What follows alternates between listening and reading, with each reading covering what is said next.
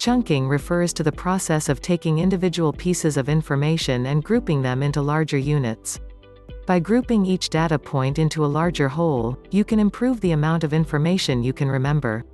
Probably the most common example of chunking occurs in phone numbers. For example, a phone number sequence of 47113224 would be chunked into 4711324. Why chunking works by separating disparate individual elements into larger blocks, information becomes easier to retain and recall. This is due mainly to how limited our short-term memory can be. While some research suggests people are capable of storing between 5 and 9 units of information, more recent research posits that short-term memory has a capacity for about 4 chunks of information.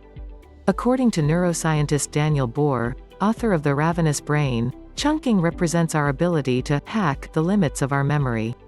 Bohr argues that our natural tendency to see patterns and make connections is not just important for memory, but that it is also the source of creativity.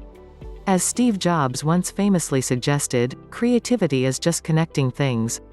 Chunking allows people to take smaller bits of information and combine them into more meaningful, and therefore more memorable, wholes.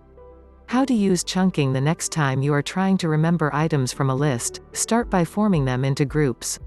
If you are working with a list of vocabulary words, for example, you might create small groups of words that are similar or related to one another.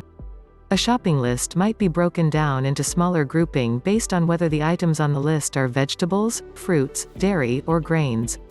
Chunking can be used as an everyday memory enhancer, but researchers have also found that you can improve your ability to effectively chunk information.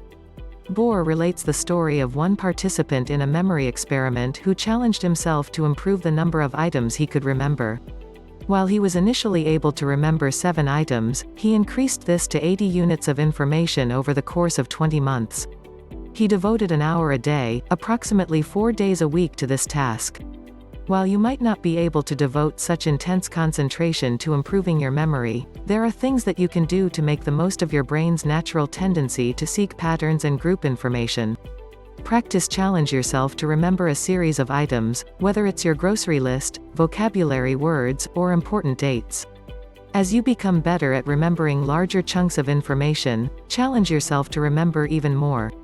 Look for connections as you are creating groupings, look for ways to relate units to each other in meaningful ways. What do the items share in common? You might group items together because they are each spelled with 4 letters, because they start with the same letter, or because they share a similar purpose. Make associations linking groups of items to things from your memory can also help make them more memorable. You might be more likely to remember that you need eggs, baking soda, and chocolate chips if you associate the items with the delicious cookies that your mother used to make. Incorporate other memory strategies. For example, you might use mnemonics as a way to chunk different units of information. If you are going to the grocery store and need bananas, eggs, nectarines, and tea, you can create a word out of the first letters of each item you need: bent. Once you remember the keyword, you will then be better able to recall the items represented by each letter of the acronym.